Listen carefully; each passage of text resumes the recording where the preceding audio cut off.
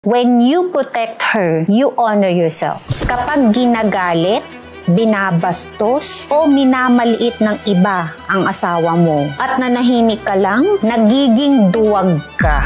Lalaki ka, hindi lang sa lakas, kundi sa paninindigan. Kaya kung ang asawa mo, binabastos na mga kaibigan mo, ng pamilya mo, o kahit sino, at ikaw hindi ka kumibo, anong klaseng lalaki ka ba? Hindi sapat na mahal mo lang siya. Dapat pinaglalaban mo rin. Kasi sa totoo lang, ang babae, kaya niyang tiisin ang pagod, hirap at sakripisyo. Pero ang hindi niyan kayang tiisin, yung makita niyang mahal siya ng asawa niya. Pero pinapayagan siyang bastusin ng iba. Hindi mo kailangang makipagsigawan o makipag-away. Kailangan mo lang ipakita sa harap ng kahit na sino na may linyang hindi kailangang tawirin dahil asawa mo yan. Gusto mong mas mahalin ka ng asawa mo? Protektahan mo siya.